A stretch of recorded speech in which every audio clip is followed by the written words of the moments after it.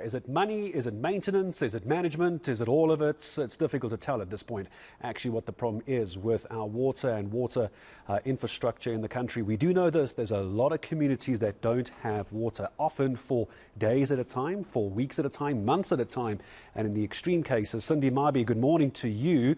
We're hearing of communities who haven't had running water for years as well. You're zooming in on the situation for us. You're up in the northwest, and I can see better now. The sun has risen where you are. So give us a sense of what you're seeing. What are people telling you?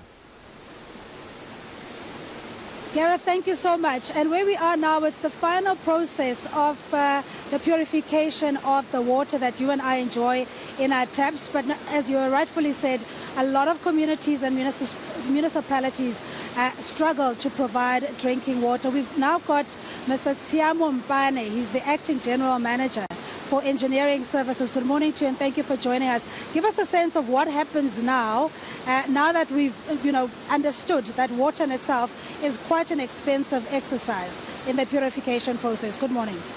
Good morning. Good morning to the viewers as well. Where we are is the Cocoa Depth, which is the second last phase of the treatment process.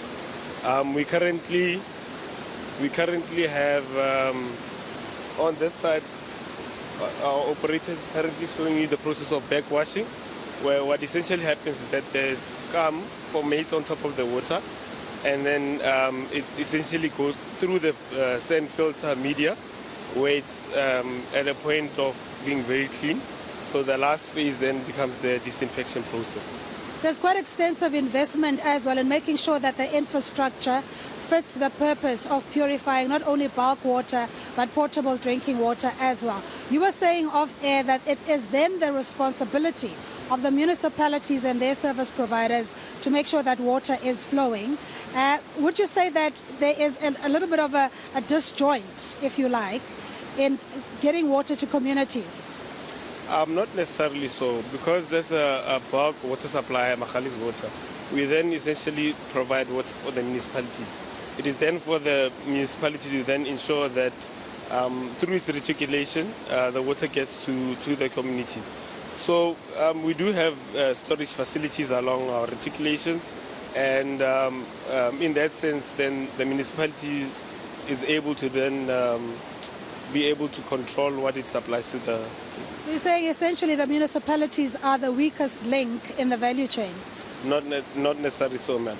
What I'm referring to is that the municipality is the last phase in terms of interaction with the community, yes. It is an expensive exercise, and therefore that's where we see with water tariffs also increasing on an annual basis. But just talk us through the investment, the capex of getting this operation going. Yes, Magali's Water as an entity, we've developed a master plan where we looked in our area of service, particularly in the Bajanala region, where we've rolled out infrastructure project. We're currently working on upgrading this plant that we're in to 360 megaliters per day. It's currently operating at 270 megaliters per day. I think once we have a chance to also work around the plant, you'll see where we've already started a project where we are upgrading our raw water pump station. In the next 2 to 3 years, this plant then will be upgraded to 360 megaliters.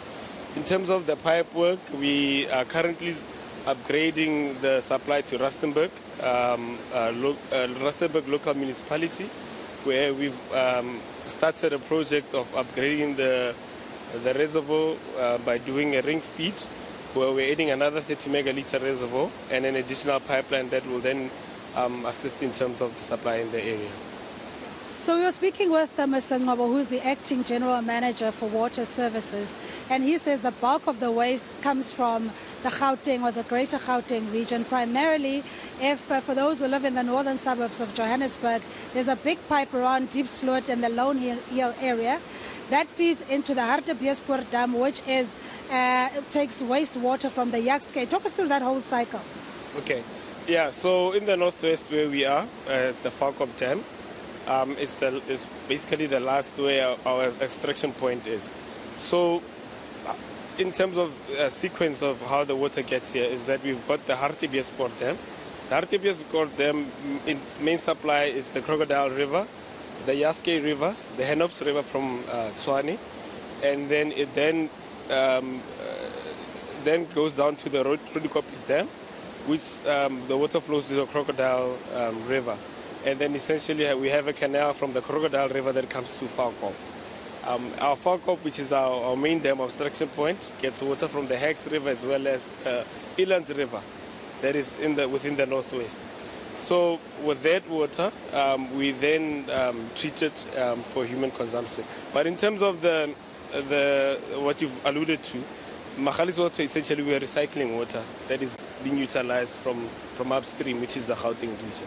And can you say without any fear of contradiction that we do have the requisite skill set, the political will, the master plan in ensuring that there is adequate water for all? Yes, no, there is. I mean, DWS has showed emphasis in making sure that we roll out infrastructure projects to ensure that, our communities do get water. And your role in the Hammanskraal, or reaction to the Hammanskraal outbreak of cholera there?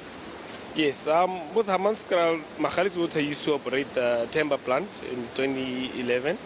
We essentially voted to not operate the plant after 2011 by the council, which was then taken over by City of Tshwane. We have obviously seen through the news and with the cholera outbreak what it has caused, the loss of lives. Magali's Water is going to be assisting in terms of building a package plant at one of our plants, which is located in Hammanskraal, the Klipdrift plant. The Klipdrift plant currently supplies water to Bela Bela and Modimolle Mogoeng municipality as well as Moretele. So we will then increase the size of that plant and reroute some of the water to the affected areas. All right, at least some relief to the people of Hammanskraal. But thank you indeed.